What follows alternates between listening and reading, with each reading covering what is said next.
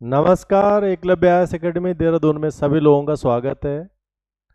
आज हमारा टॉपिक भारत में जो एक मुद्दा बहुत जोर से चर्चा में है, बहुत जिस पर बहस हो रही है, भारत में पक्ष और विपक्ष जिसमें एक दूसरे के खिलाफ बात कर रहे हैं, मामला सर्वोच्च न्यायालय तक जा रखा है और राजनीतिक दल विशेष रूप से विपक्ष सड़कों पर है। और ये मुद्दा जो सबसे ज़्यादा चर्चा में बना हुआ है भारत में, ये है SIR, या फिर इसको हम कहते हैं स्पेशल इंटेंसिव रिवीजन, या फिर इसको हम हिंदी में कहते हैं विशेष गहन पुनरीक्षण। तो ये जो SIR है या फिर गहन पुनरीक्षण जो है भारत में चुनाव आयोग के द्वारा संचालित किया गया है, इसका उद्देश्य क्या है, इसके संविधान के अनुसार प्रावधान क्या है, जो पक्ष और विपक्ष अपने अपने तर्क रख रहे हैं उनका लॉजिक क्या है, और वाकई में इसके मूल प्रावधान क्या है, भारत में कब कब इस प्रकार का मतदाता सूचियों में पुनरीक्षण या रिवीजन कब कब हुआ है। तो ये जो विषय है ये क्यों है, इसके लिए जो है वोट चोरी जैसे शब्दों का भी इस्तेमाल पक्ष विपक्ष आपस में कर रहे हैं। चुनाव आयोग अपने काम पर जो है निश्चित रूप से लगा हुआ है और इस कड़ी में 2025 में इसका राज्य जो बना हुआ है इस कार्य के लिए वो है बिहार।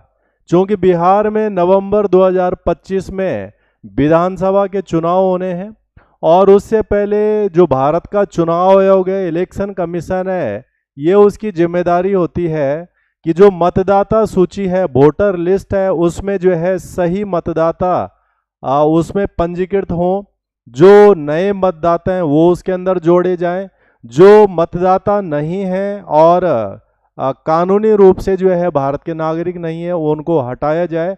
तो इस तरह का सारा ये जो है परिप्रेक्ष्य है।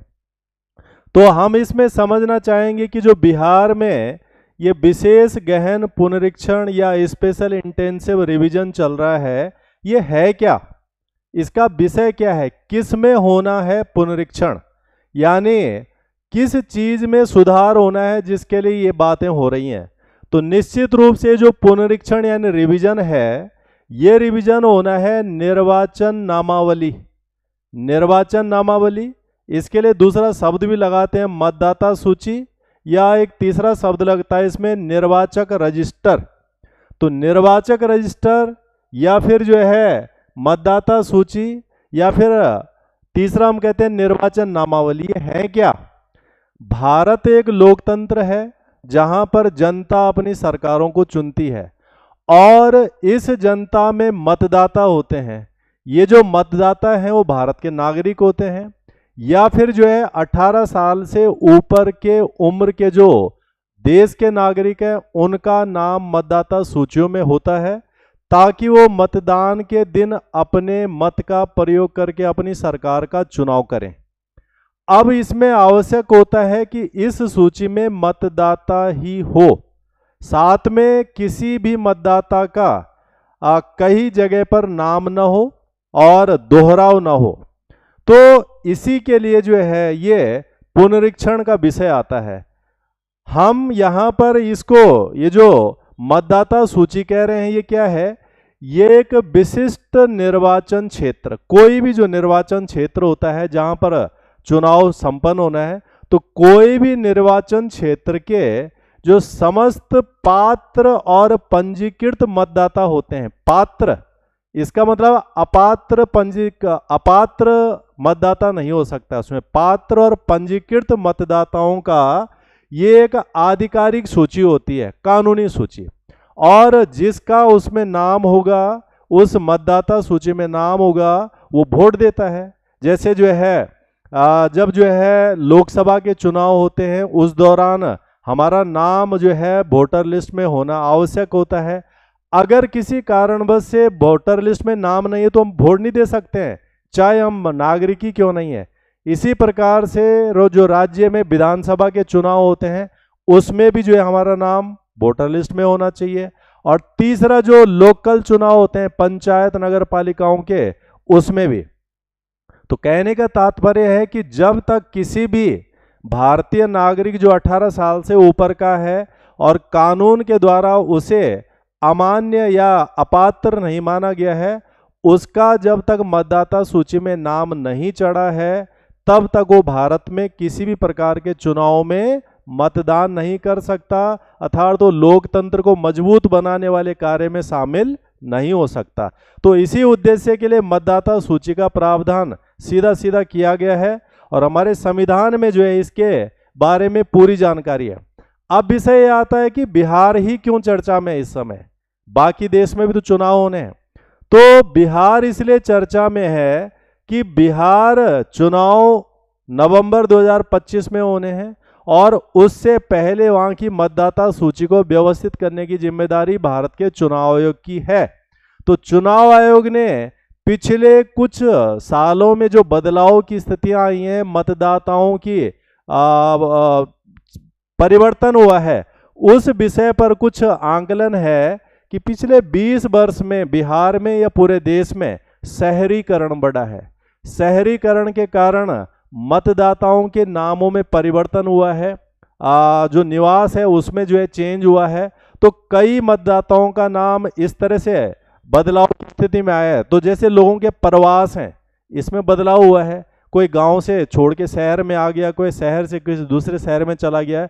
तो इस प्रकार से मतदाताओं के नामों की स्थिति में दोहराव है, यानी एक से ज़्यादा जगह पर उनके नाम हो सकते हैं, या फिर जो अस्थायी रूप से चला गया, दूर कहीं दूर जा रखा है, उसके नामों में बदलाव हो सकता है, या फिर जो कोई दूसरी जगह से इधर आ गया उसके नाम में।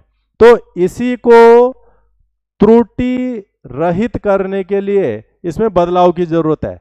इसके अलावा मतदाता सूची में सिर्फ नागरिक होने चाहिए। ये स्पष्ट प्रावधान है कि मतदाता सूची में निर्वाचक नामावली में सिर्फ और सिर्फ भारत के नागरिकों के ही नाम होने चाहिए, और ये भी तभी सुनिश्चित किया जा सकता है जब उसकी जांच पड़ताल हो या समय समय पर होते रहे। नयों को जोड़ना है वो भी जो है आवश्यक है। तो इसीलिए बिहार में SIR का शुरुआत हुआ है, और अंतिम SIR, ये पहली बार नहीं हो रहा है SIR, ये स्वतंत्रता के बाद लगातार होता रहा है। 1952-53 में भी जो SIR हुआ है, उसके बाद जो है 57 में भी हुआ है, 61 में भी हुआ है। ये लगातार होने वाली प्रक्रिया है, या फिर हम सामान्य रूप से कहें कि प्रत्येक चुनाव से पूर्व इस प्रकार की प्रक्रिया संचालित करता है भारत का चुनाव आयोग। अब बिहार का परिप्रेक्ष्य जटिल और विशिष्ट क्यों बना इस बार? तो बिहार में अंतिम SIR हुआ था 2003 में SIR हुआ बिहार में, और उस दौरान भी जो है मतदाताओं को स्पष्ट रूप से सूचियों में डाला गया। 2003 से लेकर अब 2025 में फिर से SIR हो रहा है बिहार में, और इसमें जो है 2003 तक जो मतदाता सूची में जो मतदाता पंजीकृत हैं, उनको उस समय आयोग ने जो है कुछ वेरिफिकेशन या प्रमाण पत्र वगैरह दिए होंगे। तो उन मतदाताओं के विषय में तो ज़्यादा कुछ नहीं है, उन्हें कुछ अतिरिक्त दस्तावेज अब आयोग को देना नहीं है। बिहार में लगभग 8 करोड़ मतदाताओं की बातें हो रही हैं, उसमें 3 करोड़ मतदाताओं के विषय ज़्यादा जटिल बना हुआ है। तो 2003 तक का जो स्पष्ट है वो तो है, और जो मतदाता 2003 तक उस सूची के अंदर है उन्हें कुछ अतिरिक्त दस्तावेज देने की आवश्यकता नहीं है। परंतु खेल उसी के विषय के बाद पर है। अब चाहे उसमें पक्ष जो भी उसमें अपना अपना विषय रख रहे हो या हितधारक हम इन्हें कह सकते हैं, तो 2003 के बाद जितने लोगों के नाम मतदाता सूची में जुड़े हैं उनके बारे में आयोग स्पष्ट कर रहा है कि उन लोगों को अपना जन्म प्रमाण पत्र भी देना पड़ेगा। यानी जो मांग है विपक्ष की, वो कह रहे हैं कि सिर्फ आप जो है आधार कार्ड के आधार पर उन्हें ज्वाइन करने दो या उन्हें रहने दो, और आयोग कह रहा है कि आधार कार्ड कोई जो है दस्तावेज नहीं है जिससे ये पता लगे कि ये व्यक्ति मूल रूप से यहीं का है, वो एक पहचान पत्र है, जन्म प्रमाण पत्र का पता नहीं लगता उससे। तो इसके लिए आयोग ने 3 दस्तावेजों को विशेष रूप से प्राथमिकता दी है कि या तो उसमें जाति प्रमाण पत्र दें वो अपना, जो भी जो है मतदाता हैं, या फिर जो है वो परिवार रजिस्ट्री की नकल दें, या फिर जो है भूमि आवंटन प्रमाण पत्र हो।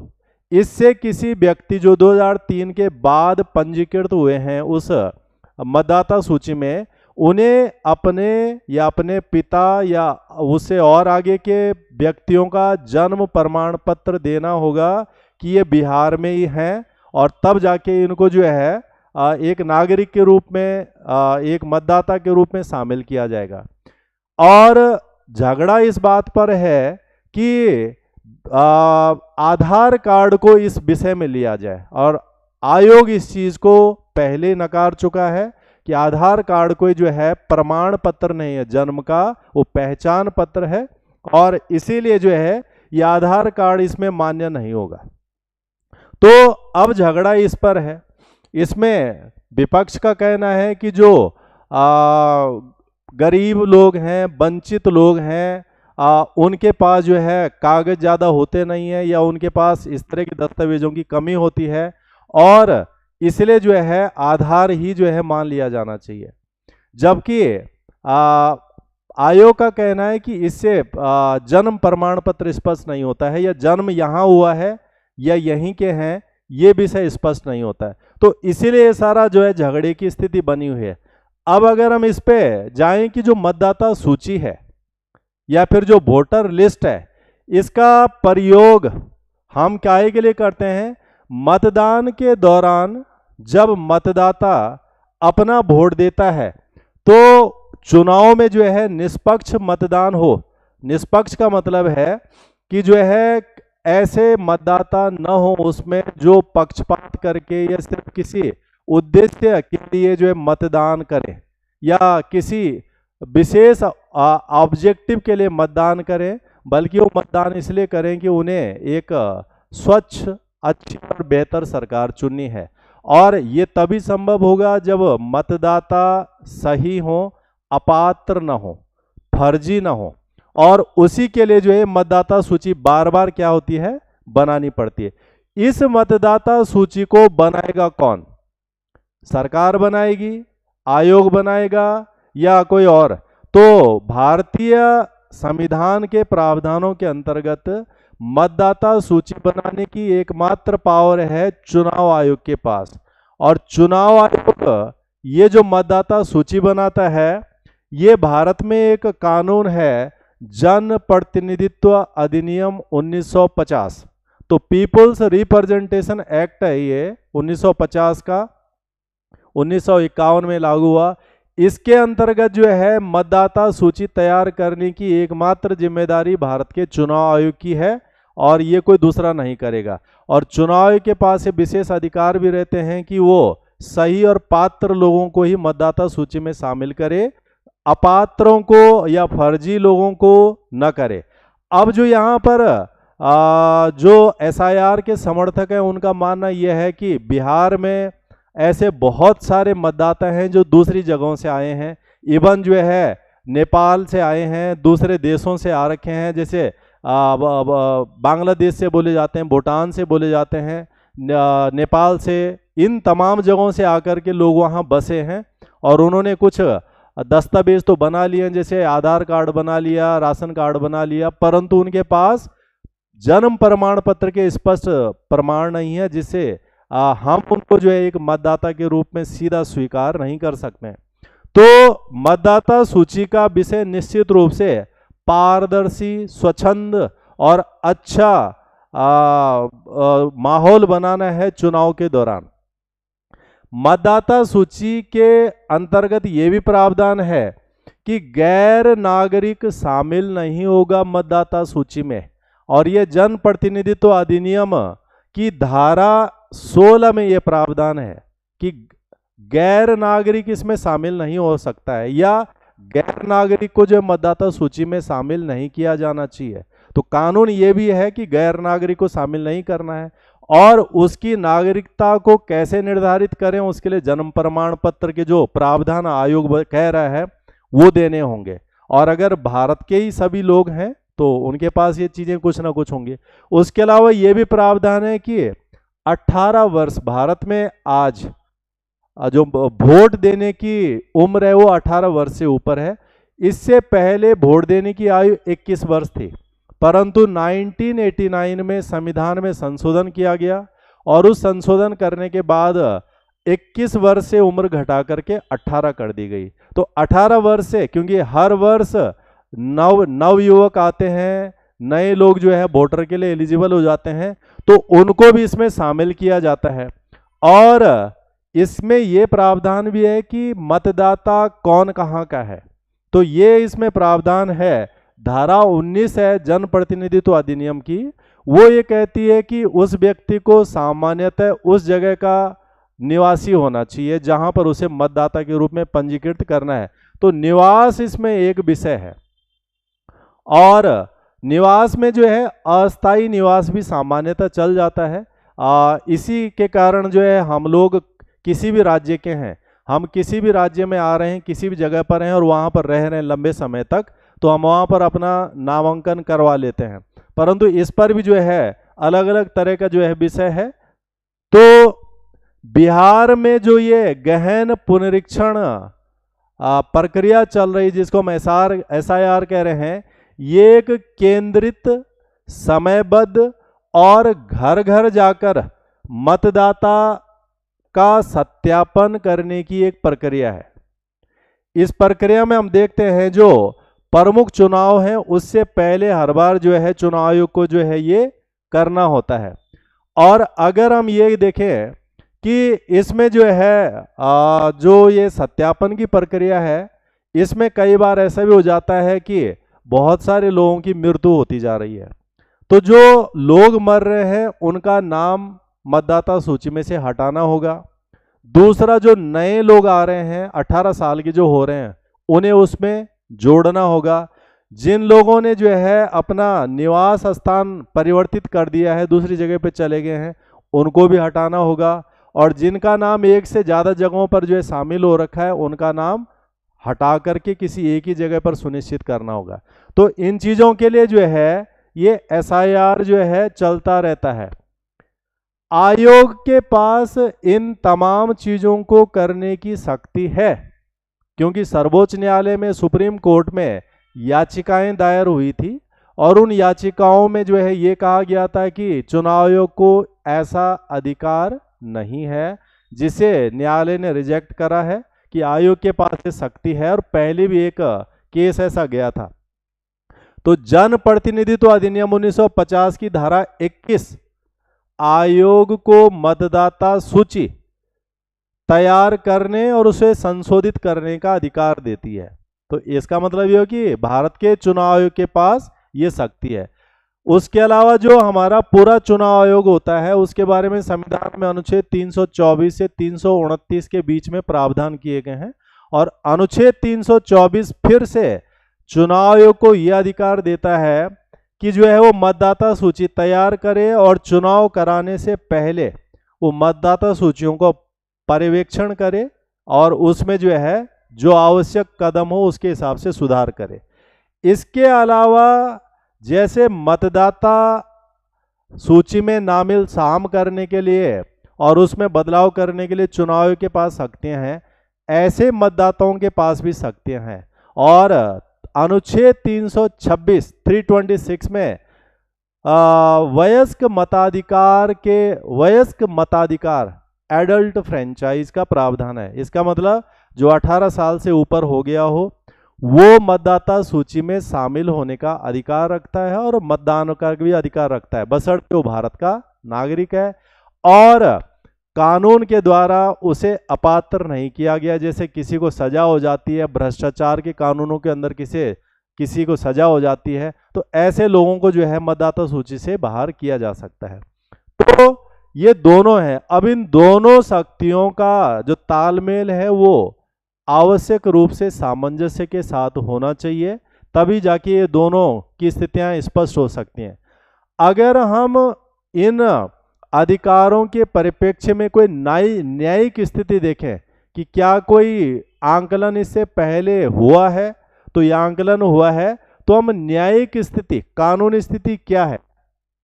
मोहिंदर सिंह गिल बनाम जो मुख्य चुनाव आयुक्त का केस है 1977 का, तो 1977 में सुप्रीम कोर्ट में केस गया था और उस केस में न्यायालय ने क्या कहा था, सर्वोच्च न्यायालय ने कहा कि स्वतंत्र और निष्पक्ष चुनाव को सुनिश्चित कराने के लिए मतदाता सूची में संशोधन बदलाव करने का अधिकार है चुनाव आयोग के पास। तो चुनाव आयोग के पास ये शक्ति है, और अगर चुनाव आयोग को ये शक्ति नहीं देंगे तो फिर जो है ये सही मतदाता सूची कैसे बनेगी। सही मतदाता सूची नहीं बनेगी तो स्वतंत्र और निष्पक्ष और पारदर्शी चुनाव भारत में संभव नहीं हो पाएगा, तो सरकारों में जो है बड़ी समस्या आ जाएगी। इसीलिए जो है सुप्रीम कोर्ट स्पष्ट करता है। और साथ में हम संविधान के अनुच्छेद 329 सब सेक्शन बी में एक और प्रावधान है कि जब चुनाव प्रक्रिया संचालित हो, जब चुनाव से संबंधित चीजें संचालित हो, तो उस दौरान उस चीज की न्यायिक समीक्षा नहीं हो सकती है, वो बाद में जो है चीजें देखा जा सकता है। तो कहने का मतलब यह है कि चुनाव आयोग के पास ये शक्ति निहित है, परंतु इसका तात्पर्य यह नहीं है कि जो है किसी वैध नागरिक के मताधिकार को काटा जा सकता है, परंतु जो दस्तावेज हैं उनकी आवश्यकता निश्चित रूप से है। अब अगर हम 2025 में होने वाले एसआईआर पर बवाल को समझ रहे हैं कि क्यों हो रहा है ये, परंतु ये पहले भी और हर बार करने की जरूरत पड़ती है। तो भारत में स्वतंत्रता के बाद कब कब एसआईआर हुआ, तो स्वतंत्रता के बाद ये एसआईआर 1952 और 56 के दरमियान हुआ, 57 में, 61 में, 65 में, 66 में, 83, 87, 1992, 95, 2002, 2003 और 2004। ये वो सारे समय हैं जब भारत में जो है एसआईआर हो चुका है। अगर हम बिहार की बात करेंगे तो बिहार में अंतिम एसआईआर हुआ था 2003, तो लगभग पिछले 20 सालों में एसआईआर हुआ नहीं है। और इसीलिए भारत के चुनाव आयोग ने घोषणा की है कि अब बिहार के उपरांत पूरे भारत में एसआईआर होगा और जो मतदाता सूची हैं उनको और व्यवस्थित और बेहतर किया जाएगा। तो ये एक प्रक्रिया है। अब एसआईआर की जरूरत ही क्यों है, तो जैसे इस पर हम पीछे सारी बातें कहेंगे, अगर कुछ भी त्रुटियां हैं, गलतियां हैं, और या फिर जो है जो लोग अब नहीं है उनको हटाना है, पात्रों को जोड़ना है, तो इसमें बदलाव की आवश्यकता है, पहली बात। दूसरी बात, 1 पर्सन 1 वोट। जैसे हम बिहार में कई सारे लोग क्लेम कर रहे हैं कि हमारे 2-2 वोटर कार्ड बने हुए हैं अलग अलग नामों से, 2-2 जगह पर हमारा वोटिंग में नाम है, तो ऐसी तमाम चीज़ों में सुधार करना है, क्योंकि भारत का जो संविधान कहता है 1 पर्सन 1 वोट, एक आदमी एक ही वोट दे सकता है। उसके अलावा डोर टू डोर सर्वेक्षण होता है इसमें, ताकि जो है बिल्कुल निचले स्तर तक सर्वेक्षण संभव हो सके। और इसके साथ साथ में ये जो एसआईआर है, समय के साथ तकनीकी आ जाती है और नए तरीकों से भी चुनाव संभव हो सकता है। हम जैसे अमेरिका में सुनते हैं कि वहाँ पर जो है ई वोटिंग भी होती है, इलेक्ट्रॉनिक वोटिंग। भारत में इस प्रकार का एक परीक्षण ऑलरेडी हो गया है और ये बिहार में हुआ है।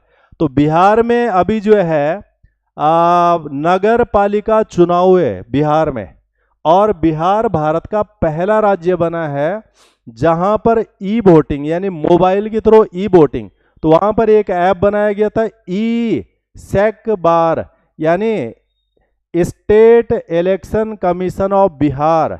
तो ये ऐप है, इस ऐप में मोबाइल ई वोटिंग की एक पायलट परियोजना चलाई गई। तो बिहार भारत का पहला राज्य बना जहां ऐसा भी हुआ। आने वाले समय में जब ऐसा है और जरा स्पष्ट हो जाएगी तो इसके बाद इस तरह की ऑनलाइन वोटिंग की और भी संभावनाएं बढ़ सकती हैं। तो तकनीकी विकास आज ज़्यादा है और इसके माध्यम से जो है और आसान रास्ते अपनाए जा सकते हैं वोटिंग प्रक्रिया के लिए। तो वो भी तभी संभव है जब ये चीज़ें ज़्यादा बेहतर ढंग से किया जाए। अब इसमें इतना झगड़ा, इतना जो पक्ष विपक्ष के बीच में जो है स्थिति बनी हुई है, वो क्यों है? तो हम कह सकते हैं कि चिंताएं हैं इससे जुड़ी हुई कुछ एसआईआर से। क्या चिंता है? जब इस प्रक्रिया को आगे बढ़ाया जा रहा है तो ये अनुमान लगाए जा रहे हैं अलग अलग के द्वारा, करीब 60-65 लाख वोटर बिहार में बाहर होंगे, क्योंकि उनके पास ये नहीं। तो ये एक तरह का व्यापक मताधिकार वंचन का जोखिम है इसमें, यानी बहुत सारे वोटर बाहर हो सकते हैं।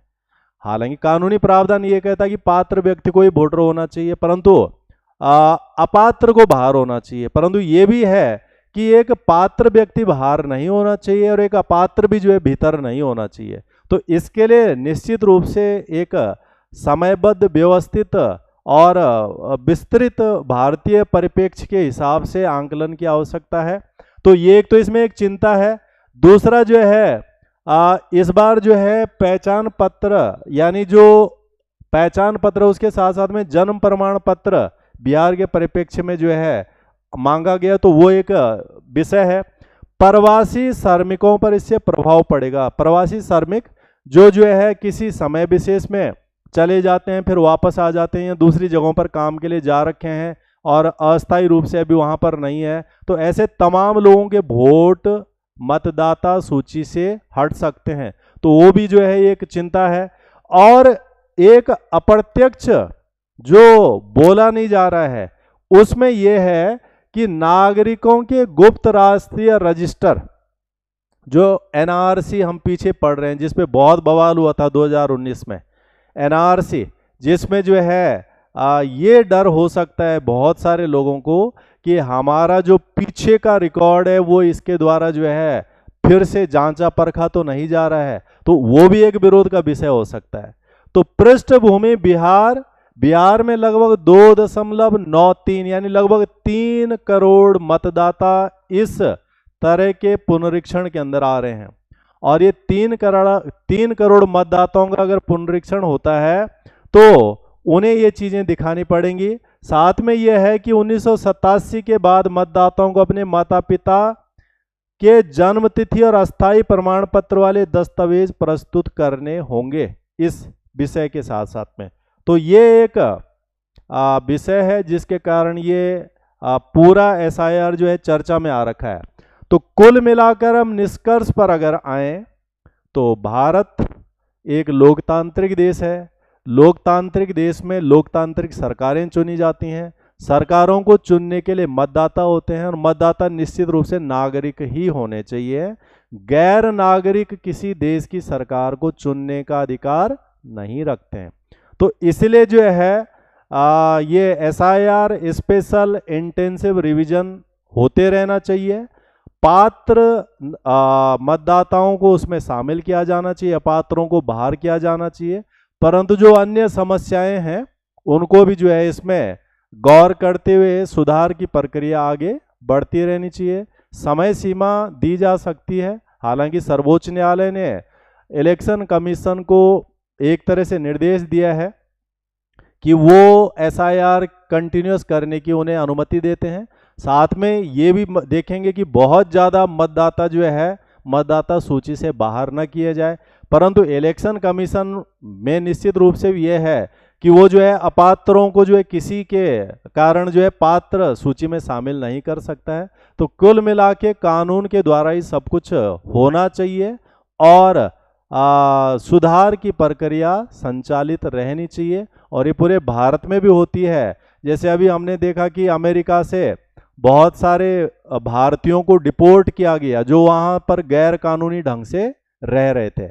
तो इस तरह की स्थिति पूरे विश्व भर में चल रही है। भारत को भी अपने नागरिकों की पहली सुरक्षा सुनिश्चित करनी चाहिए तमाम पहलुओं के हिसाब से, और इसलिए जो है ये एसआईआर विषय इतना चर्चा में है और हम सभी लोगों को इससे अवगत रहना चाहिए कि ये है क्या, क्यों है, कब कब हुआ है, और आने वाले दिनों में भारत के अन्य राज्यों में भी इसी तरह से प्रक्रियाएं चलेंगी मतदाता सूची में सुधार के लिए। तो आज के लिए इतना ही रखते हैं। धन्यवाद, नमस्कार।